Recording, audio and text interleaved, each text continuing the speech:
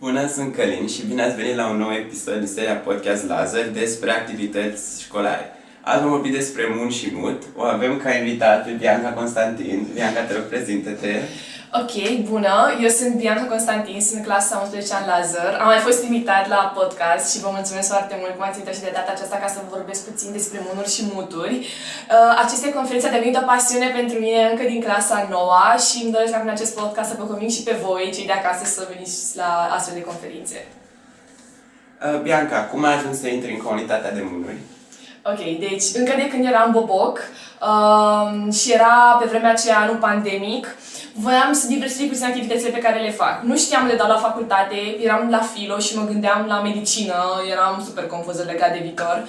Și undeva prin mai 2021 am dat foarte întâmplător de o pagină de mun și am zis că ce e asta? A fost prima întrebare, ce e asta? Nu știam ce e delegat, chairperson, membru din secretariat, nu știam în primul rând ce e un mun, adică eram total confuză de ceea ce înseamnă, nu știam că e în engleză, altă problemă.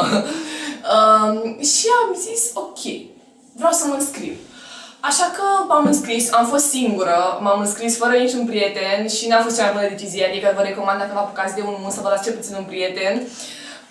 Și de atunci, din clasa 9, pur și simplu nu m-am mai lăsat, deci vă garantez că dacă veniți la un mun sau două, nu o să vă mai puteți lăsa de ele, devin ca un fel de adicție, este un fel de obligație internă pe care o simți atunci când mergi la un mun să mai mergi și la altul, pentru că ghiciți ce, odată ce cunoști lumea și socializezi, o să te invite la comitetul lor, o să te invite la conferința lor și așa mai departe.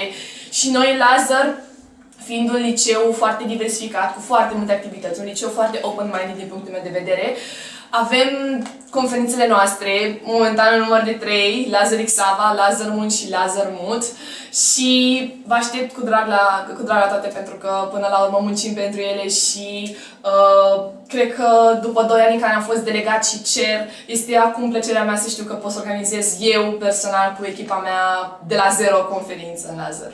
Îți mulțumim, Bianca. Ce poziție vei ocupa în ediția de anul acesta a Lazar Munului și ce presupune această poziție? Ok. Deci trebuie să vă explic puțin ierarhia munurilor înainte ca să puteți să înțelegeți. Nu e neapărat o ierarhie, e mai mult o structură. Nu ne place să folosim termenul de ierarhie pentru că până la urmă într-o echipă, la un mun cel puțin și la un mut, toți ne ocupăm de diverse chestii. Nu e cineva să zici, ok, el e foarte nișat pe ceea ce face. Pentru că fiind o echipă și fiind toți tineri și deschiși la lucruri noi, ne ocupăm cu diverse lucruri. Ca să vă explic, în primul rând, dacă ești nou în comunitatea aceasta, vii ca delegat, adică reprezinți o țară. Pe urmă, după ce prinzi puțină experiență, vii ca chairperson, care este persoana care moderează un comitet.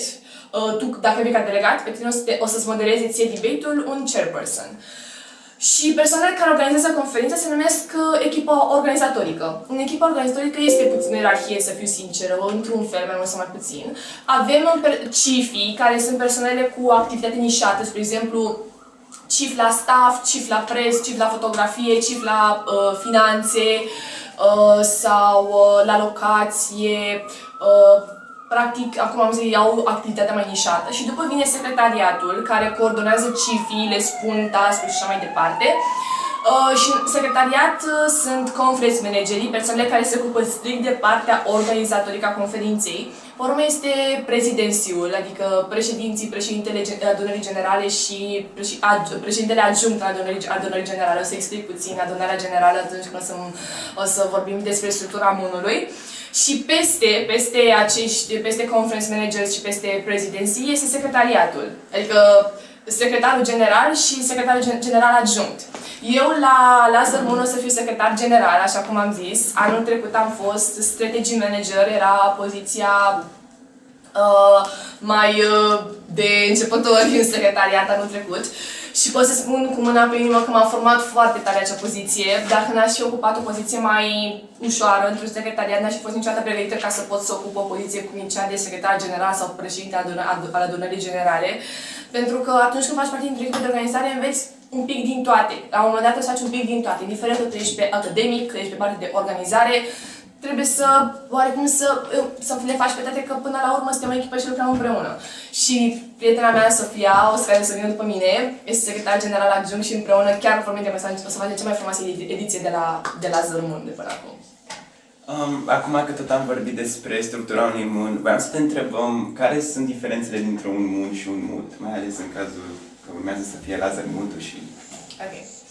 Este o diferență destul de măricică între un mut și un mun, că până la urmă de aceea sunt și conferințe separate. Mutul este o simulare de procese. La MUT se fac numai curți internaționale. Noi la Laser MUT avem 3 comitete. Curtea Internațională de Justiție, International Criminal Court, Curtea internațională, în fine, care funcționează pe dreptul acesta penal. Și mai este Supreme Court of the United States of America, Curtea Supremă a Statelor Unite. Și atât, adică numai astfel de curți internaționale se fac la un MUT. Este un fel de mock trial însemnând proces într-o curte. Și la astfel de comitete, oamenii pot reprezenta doar avocați și judecători. Nu poți să reprezinți o țară neapărat, tu reprezinți ori un avocat, adică practic aperi partea ta, efectiv ce un avocat în viața reală, prezinți procesul din partea ta și ții speech-ul pe chestia asta, trebuie să faci memorial, adică este chiar o simulare în adevăratul sens al cuvântului. Și ca judecător trebuie să fie o persoană foarte neutră, care ascultă avocații, le pune întrebări ambelor benciuri și după judecătorii au o decizie pe care o scriu într-o hotărâre judecătorească.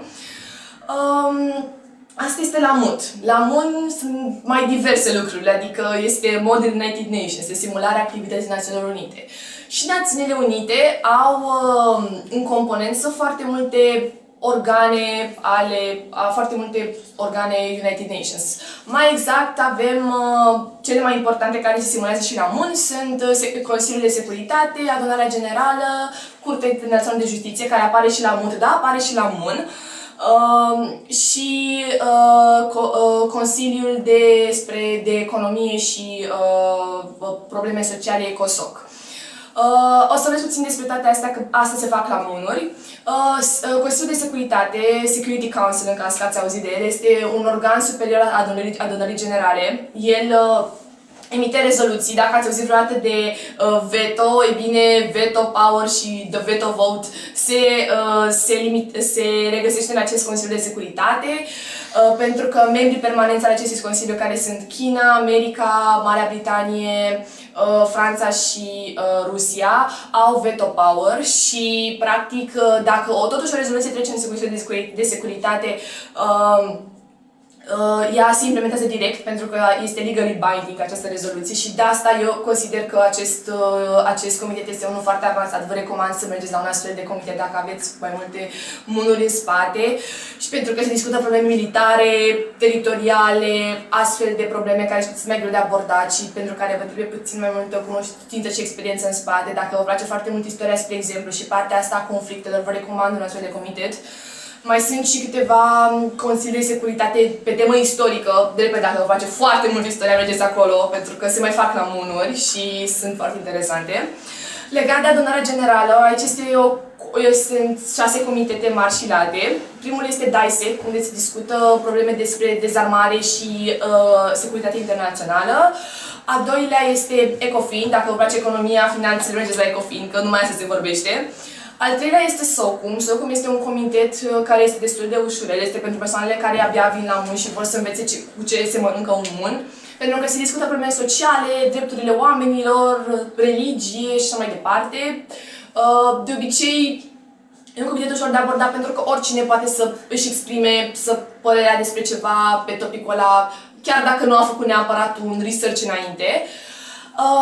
Al patrulea este SPECPOL, care este puțin mai greu, este vorba despre probleme de colonii, gen foste colonii, în general se discută situația unor foste colonii ale unor puteri colonizatoare.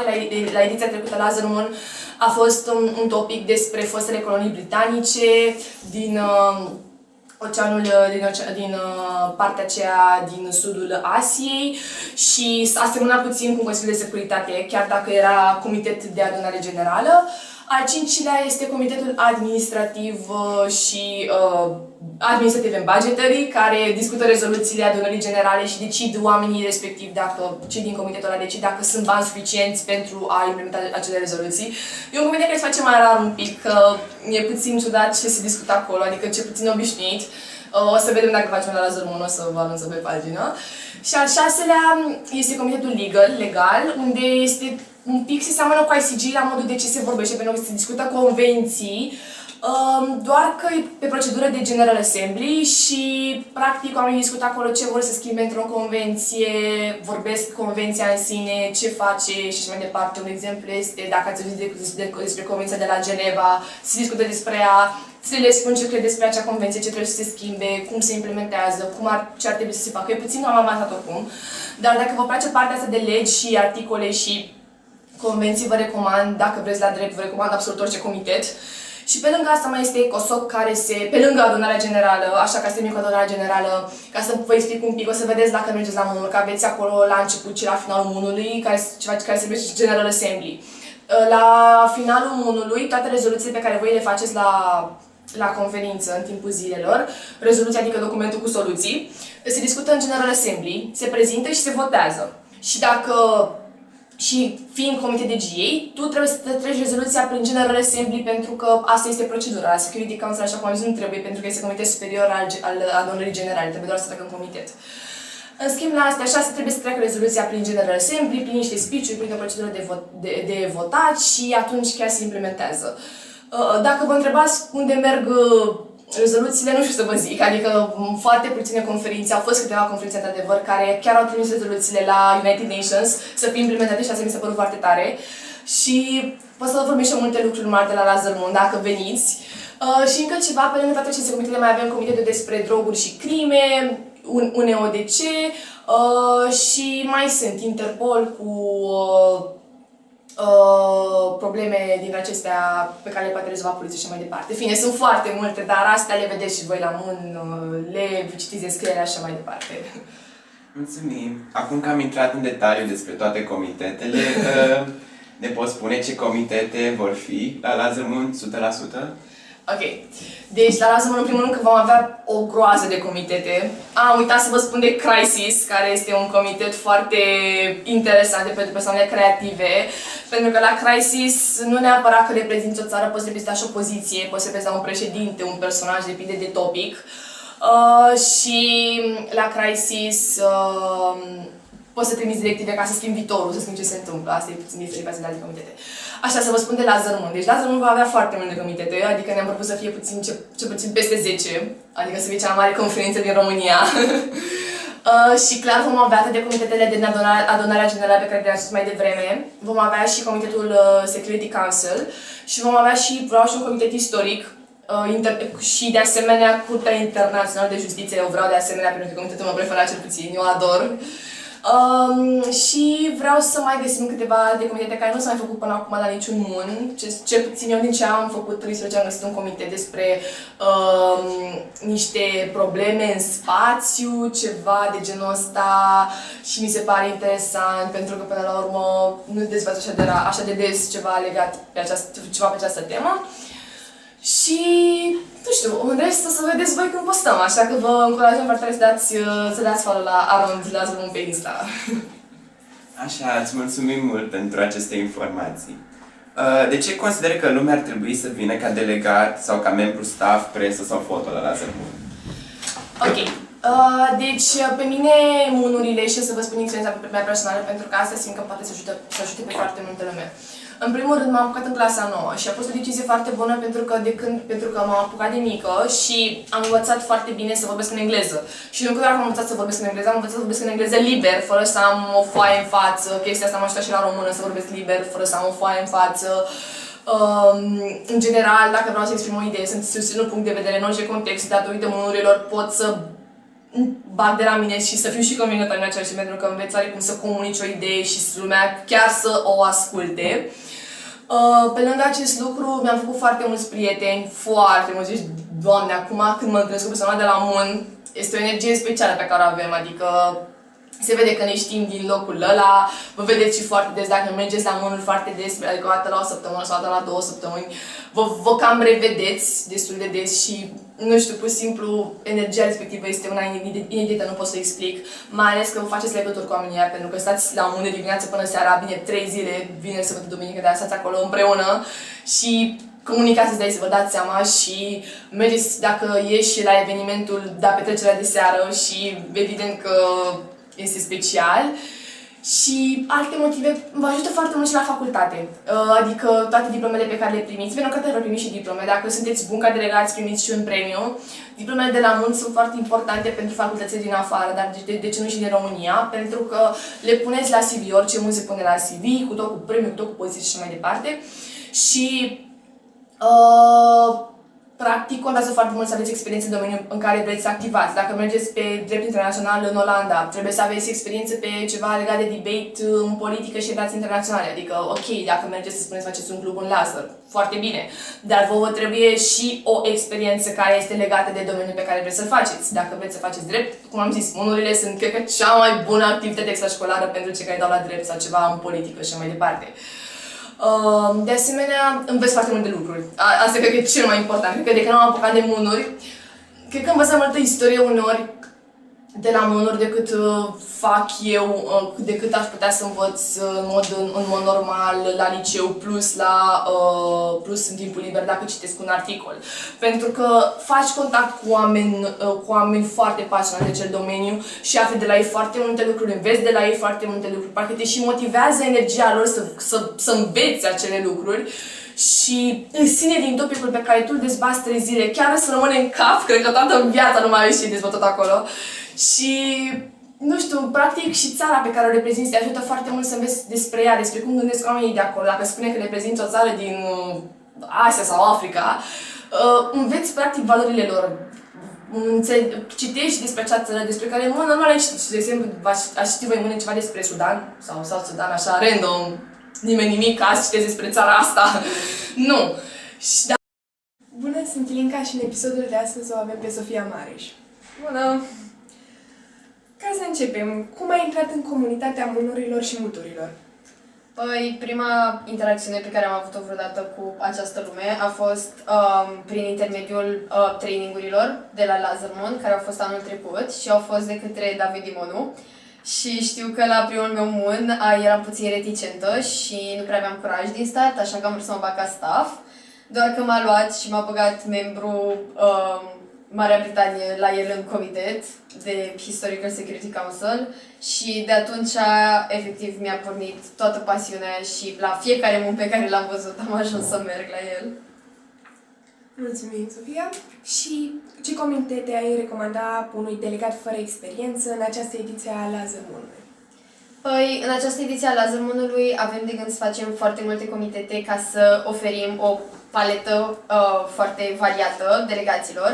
Și, după cum este știut, comitetele care sunt recomandate mai ales pentru first-timers sau delegați care nu au suficient de multă experiență nu simt ei că au, ar fi desigur SOCUM-ul, pentru că este un comitet care atinge subiecte destul de ușoare, de obicei se bazează mai mult pe religie, este mai ușor să gesticulezi și de obicei delegații puși în comitetul respectiv nu tind atât de mult spre a intimida pe ceilalți, fiind și ei mai la început, pentru că este comitet de beginner friendly, însă, după părerea mea, nu mi se pare că trebuie să-ți alegi comitetul doar după câtă experiență ai, ci și după ce topic te atrage, pentru că din toate comitetele ai extrem de multe de învățat și, în special, eu cred că, mai ales la început, te ajută foarte mult dacă te bagi în comitete care, în teorie, sunt mai grele, doar că ai șansa să înveți mult mai multe de la oamenii respectivi. Pentru că sunt delegați experimentați acolo, vezi cum este gestionată toată dezbaterea din acel punct de vedere și nu știu, dacă te atrage mai mult alt subiect, mi se pare că o să ai o performanță mult mai bună pe un subiect care te atrage decât pe un subiect care pare a fi mai simplu, dar ție personal nu-ți face plăcere. Din experiența ta personală destul de vastă în MUN-uri, de ce ai încurajat lumea să vină ca delegat în Lazermon? Păi, Lazermon-ul chiar sunt convinsă că o să iasă extrem de bine, deoarece toată lumea din secretariat și din echipa de organizing și absolut fiecare persoană de acolo are atât de multă experiență și toată această experiență doar poate să contribuie la a face experiența delegaților una cât mai bună și având în vedere că toată lumea care este acum în secretariat a avut multe alte poziții în secretariate, a văzut cum gestionează echipa, cum ar trebui să meargă și toți să ne dedicăm foarte mult să iasă cât de bine această conferință. și, nu știu, de exemplu și pentru mine o să fie probabil ultima conferință la care o să mai merg, pentru că dintre a 12 vreau să mă retrag și vreau să închei cu Lazaru. Deci chiar o să give our best efforts, să-l facem cât mai bun și chiar sperăm că o să iasă foarte bine. Și ce poziție ai în secretariat? În această ediție a Lazarmonului sunt foarte fericită să fiu pe poziția de Deputy Secretary General și sincer chiar sper să mă pot ridica așteptărilor acestei poziții, pentru că deja în timpul Lazarmonului voi fi fost în cam 5-6 secretariate pe diferite poziții și voi mai fi fost odată pe poziția de Deputy Secretary General, deci sigur o să am experiența necesară și chiar o să dau tot ce pot ca să mă asigur că toate responsabilitățile pe care o să le am o să fie îndeplinite. Prin intermediul acestui episod, noi dorim să încurajăm lumea să ia parte la cât mai multe activități extrașcolare. De ce consider că ar trebui să vină lumea mai des la MUN-uri? Sincer, în toată clasa a 10-a eu m-am axat pe foarte multe activități extrașcolare diverse și de-abia dintre a 11 am intrat cu adevărat în tot ce înseamnă lumea MUN-urilor atât de tare și toate activitățile extrașcolare sunt extraordinare în funcție de plăcerile și pasiunile fiecăruia, pentru că sunt cluburi foarte diverse, sunt de diplomație, juridic, artistice, depinzând de ce atrage pe fiecare. Doar că, sincer, mi se pare că MUN-urile și tot ce înseamnă sunt o activitate extrașcolară pe care odată ce o începi, prinzi așa de tare un drag de ea încât nu mai poți să o lași. Și, sincer, este activitatea extrașcolară care pe mine personal m-a ajutat să mă dezvolt cel mai tare, pentru că mi se pare că ai atât de multe oportunități și afli atât de multe lucruri și pe parcurs ai atât de multe șanse să te dezvolți.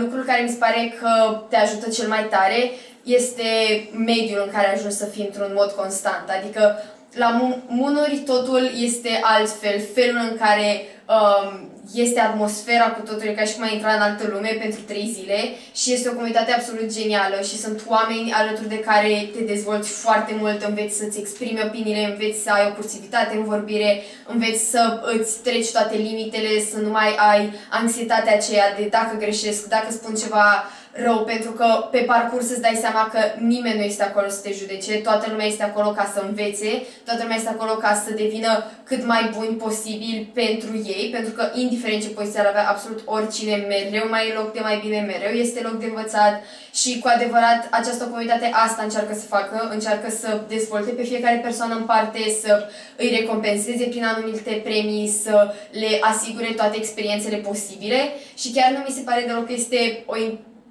activitate intimidantă, adică din exterior poate pare puțin așa, dar odată ce intri și ajungi să cunoști oamenii și ajungi să ai legături de prietenie cu ei și în afara acelor comitete și în afara acelor MUN-uri, o să devină atât de frumos să puteți să intrați într-un rol, să reprezentați o țară, să aveți anumite puncte de vedere pe care le susțineți foarte clar și, nu știu, de exemplu, să aveți un debate foarte aprins în timpul comitetelor și după în pauză să ieșiți la cafea, să râdeți, să nu aveți absolut nicio treabă, pentru că, până la urmă, de-aia joci un rol, de-aia nu este părerea persoanei pusă, ci este pur și simplu tu personal în comunitate și tu cu rolul tău de delegat. Mulțumim! Și, nu în ultimul rând, pentru a nu crea impresia că MUN-urile sunt un loc foarte tensionat și mereu într-un cadru formal, ne poți împărtăși niște experiențe amuzante de la MUN-uri? Sigur. Experiențe amuzante la MUN-uri mi se pare că sunt nelimitate și vreau să încep prin a spune că nu mi se pare că MUN-ul ar trebui măcar văzut ca ceva tensionat sau intimidant, ci mai mult ca un echilibru dintre ceva serios și formalitate și de asemenea și un confort. Pentru că dacă tu ca delegat nu reușești să te simți confortabil cu comitetul tău, probabil asta o să-ți inhibe prestanța. Atâta vreme cât toate lucrurile care se întâmplă la MUN-uri au un echilibru în ele, sunt alternate, adică lucrurile, toate sesiunile formale mereu sunt urmate de joculețe mai informale care să ajute la cunoașterea delegaților între ei, să ajute la conexiunea acestora cu cerii, cu partea din secretariat, mereu sunt punishment-uri de diferite feluri, sunt dansuri, sunt căsătorii jucate, sunt foarte multe lucruri, sunt mici gossipuri, bârfe, cum ar trebui să le traduci, în așa fel încât să vă împrieteniți, aveți foarte multe interacțiuni între voi, pentru că, până la urmă, partea formală poate să fie dusă și mai bine, atâta vreme cât toată lumea se simte confortabil. Și știu că în toate conferințele în care eu am făcut parte și am avut o poziție care mi-a permis acest lucru, am încercat pe cât posibil să fac pe toată lumea să se simtă confortabilă. Ba că mi-au fost delegați în comitet și am ceruit, ba că am fost în secretariat și că am vrut să fac și cerii și delegații se simtă bine și chiar și când am fost în poziția de delegat și mai veneau alți delegați la mine să-mi ceară sfaturi, mereu mi s-a părut foarte important ca fiecare persoană să se simtă confortabil, pentru că mi se pare că simțindu-te confortabil și având acest echilibru stabilit între a fi formal și totuși a putea fi și deschis cu oamenii din jurul tău, în afara formalității, chiar te ajută să-ți atingi potențialul maxim, pentru că, până la urmă, munurile sunt un lucru pe care îl exersezi și este ceva care poate să fie pentru absolut orice persoană își dorește cu adevărat acest lucru. Și mi se pare că pe lângă experiența în sine de formalitate, pe lângă sfaturi, pe lângă a te îmbunătăți pe tine cu performanța ta din comitet, este la fel de important să te îmbunătățești pe tine și ca persoană, să evoluezi din punct de vedere al personalității tale, să legi legături cu persoanele acelea, pentru că până la urmă o să mai fie dificultăți pe parcurs la munuri și totuși lucrurile care o să te țină mereu acolo, care o să te aducă mereu înapoi, o să fie comunitatea la care te gândești, o să fie oamenii care te așteaptă acolo, o să fie toată atmosfera aceea care efectiv te primește cu brațele deschise de fiecare dată, indiferent ce s-ar întâmpla la un mun, mereu este altul, indiferent ce a fost în trecut, poate să fie altfel în viitor și mi se pare că asta e cel mai frumos lucru și de asta ar trebui să vină toată lumea. Mulțumim mult, Sofia! Și vă mulțumesc! Și nu în ultimul rând o avem aici pe Maria Colțan și am să încep prin a o întreba întâi ce poziție vei ocupa în ediția de anul acesta a Lazărmunului. Anul acesta voi fi President of the General Assembly, adică președintele adunării generale și, nu știu, mi se pare că este o evoluție foarte frumoasă pentru că anul trecut am fost delegat la Crazy, a fost al doilea meu mun atunci și eram foarte speriată în același timp. Lazărul mi se pare că a fost și un stepping stone, ca să zic așa, pentru cariera mea de delegat, pentru că atunci mi-am dat seama cât de frumoase sunt munurile și mi se pare că închid foarte frumos acest capitol de Lazărmun cu o funcție în secretariat. Dacă tot ai amintit de cariera ta de delegat, povestește-ne puțin din experiența ta personală de delegat. Ok, păi eu am fost introdusă în munuri de Sofia printr-un mun care era în alt oraș, așa că era prima oară, era și în alt oraș și mi-era și foarte frică pentru că am participat și la Lazărmun Trainings, însă am înțeles oarecum, dar tot era acea frică de de a vorbi în comitet și chiar de a mă face remarcat în comitet. Și odată cu primul meu mun am zis că odată după ce l-am terminat am zis că eu asta vreau să fac pentru următorii ani. Mi-a plăcut extrem de mult. Mi se pare că chiar a fost o experiență superbă pentru mine ca persoană, pentru că sunt și extrovertită și îmi place și să vorbesc mult. Și pe lângă și aspectele academice legate de legi, legate de tratate și toată partea aceasta academică, munurile sunt și foarte, foarte distractive și te învață extrem de mult, nu numai la nivel de dezvoltare informațională, dar și tu ca persoană, pentru că cu toate sentimentele te confrunți la mun, toate, de la extaz, la supărare, la oboseală, la energie, este superb și sincer, mi se pare că este una dintre activitățile care m-a construit cel mai mult pe mine acum, adică de aceea sunt persoana care sunt azi și de aceea, sincer, recomand munurile cu toată plăcerea. Într-adevăr, munurile pot să fie obositoare dar și amuzante, cum ai zis și tu. În primul rând, voiam să te întreb, cui ai recomanda să vină la munuri? Cine ar fi potrivit pentru acest gen de activitate? Sincer, consider că oricine poate să vină la munuri, pentru că chiar dacă vom vedea la munuri mai mult persoane care sunt extrovertite, care au foarte multă energie, care parcă știu totul, de fapt Munurile sunt pentru toți. Nu contează ce nivel academic ai, nu contează ce nivel de engleză ai, nu contează cât de extrovertit sau introvertit ești, pentru că, așa cum am zis și înainte, munurile te transformă și te fac să evoluezi tu ca persoană și munurile în general sunt o platformă pe care trebuie să o folosești dacă vrei tu să te dezvolți nu numai profesional, dar și academic. Într-adevăr, mulțumim. Acum, Laser Moon-ul, noi l-am considerat, dar fiindcă are deja mai multe ediții în spate, ca fiind o activitate de prestigiu a liceului nostru. De ce am putea totuși să o considerăm ca fiind una dintre activitățile cele mai importante ale liceului Gheorghe Lazar? Păi, așa cum ai zis și tu, Laser Moon are prestigiu și pentru că sunt foarte multe ediții care s-au făcut și a fost unul dintre primele moonuri în București și pe lângă faptul că are o vechime, foarte mulți delegați buni care s-au remarcat din generațiile vechi au început cu Laser Moon și au terminat cu Laser Moon sau Laser Moon a fost apogeul lor în carieră și de aceea, inclusiv anul acesta, mi se pare că Laser Moon o să fie 100% unul dintre moonurile bune din București, pentru că nu numai la nivel de organizare este o dinamică diferită. Toată lumea este cu sufletul în această activitate, pentru că nu poți să faci o activitate să iasă bine dacă nu ești 100% cu sufletul acolo și nu simți clar că tu vrei să dai tot ce e mai bun din tine pentru altul. Pentru că până la urmă noi facem moonurile pentru că vrem să oferim oportunități cât mai multe elevilor și pentru că și nouă ni s-au oferit oportunități și de aceea facem moonurile și de aceea facem și Laser Moon anul acesta, pentru că vrem mai departe să fie un apogeu, pentru că vrem să-l dezvoltăm cât mai mult, vrem să-l punem și o bază pentru următoarele generații de moonuri care să vină și să preia Laser Moon-ul și este nu numai o etapă de învățare a beginnerilor, dar și de a capitula frumos o cariere foarte bune ale moonurilor care sunt momentan activi. Mulțumim, sunt total de acord cu tine.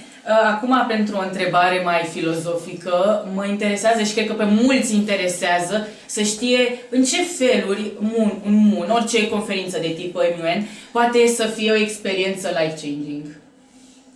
Păi, în primul rând, așa cum am zis înainte, te transformă. Pentru că odată ce ești înconjurat cu o anumită categorie de oameni, te face by default să te schimbi puțin, să schimbi perspectiva și să vezi, ok, persoana aceea se comportă așa. Eu remarc și apreciez anumite calități la acea persoană, apreciez faptul că, nu știu, poate are o experiență mai mare decât mine, poate că se exprimă în anumit mod atunci când îi spune speech-urile sau poate că structurează cumva ideile și astfel este mai bine perceput în comitet.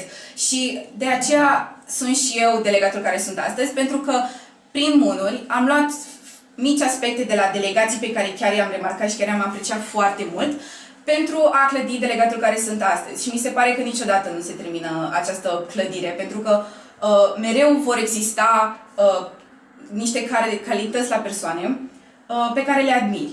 Și mi se pare că toată lumea care vine la moonuri trebuie în primul rând să vină deschiși, pentru că dacă venim cu o imagine de sine nu neapărat prea bună, însă trebuie să conștientizăm faptul că mereu învățăm. Și prin moonuri mereu înveți, indiferent de câte moonuri ai, indiferent de ce experiență ai, de premii, chiar la fiecare moment trebuie să vii cu o minte deschisă și să observi toate lucrurile în jurul tău, pentru că se întâmplă foarte multe lucruri în 3 zile, simți că trece o săptămână, nu doar 3 zile. Și atunci când ești grounded și ești legat practic de tot ceea ce se întâmplă în acele 3 zile, la finalul conferinței când tragi linie și vezi, ok, poate n-am luat un premiu, dar ce am învățat clar din această experiență? O să vezi că după fiecare moon și după fiecare comitet diferit la care mergi, o să îți schimbi perspectiva. Într-adevăr. Iar acum, pe final, pentru a convinge cât mai multă lume să vină la această ediție a Laser Moon-ului, de ce consider că ediția aceasta a Laser Moon-ului va fi mai bună decât celelalte, decât edițiile precedente? Cu ce vine în plus față de celelalte? Păi, hai să o iau de la început. Baza oricărei conferințe este secretariatul și echipa de organizare. Și mi se pare că în această ediție la Lazar Moon, comunicarea dintre noi toți care organizăm unul este diferită, este sincer inedită, pentru că pe lângă faptul că foarte mulți am început în același timp și am crescut în delegații care suntem astăzi, suntem și toți foarte buni prieteni în spate, pentru că până la urmă, atunci când ești delegat, creezi niște legături, niște relații cu ceilalți, însă dacă chiar vrei să crești și să înveți mai mult, este important să fii și în spate conectat unul cu celălalt. Și mi se pare că mai ales prin faptul că suntem toți foarte bine, comunicăm foarte bine, avem o relație extrem de bună în spate, o să ajute foarte mult la modul în care o să iasă conferința pe final. După aceea, dacă ne mutăm la comitete, noi vrem să facem ceva inedit, să facem 12 comitete și mi se pare că este o provocare academică, sincer, inedită. Pentru că, pe lângă faptul că o să trească să fie o muncă în spate imensă, o facem cu toată inima și cu toată dragostea pentru delegații care vor veni, pentru munurile care au mai fost și în plus vrem să le oferim și șansa de a vedea practic un mun care le adună pe toate la un loc. Și pe lângă asta chiar o să avem ceva pentru fiecare, indiferent de nivelul pe care îl ai la munuri și indiferent de ce îți place, cu siguranță în ediția aceasta vei găsi ceva care o să îți atragă atenția. Sperăm că prin intermediul acestor spuse v-am convins să veniți și voi la această ediție a Lazar Moon, ca delegat sau ca staff sau ca membri ai presei, cine știe, dar în special ca delegați. Sigur vă așteaptă această ediție a secretariatului Lazar Moon. Noi vă mulțumim că ați venit, îi mulțumim și Mariei și Biancăi și Sofiei pentru prezență și pentru timpul acordat. Iar noi încheiem aici primul episod al activităților lăzăriste, primul din această serie a activităților lăzăriste din o nouă serie făcută de marca Podcast Lazar. Iar noi o să vă așteptăm data viitoare la următorul episod.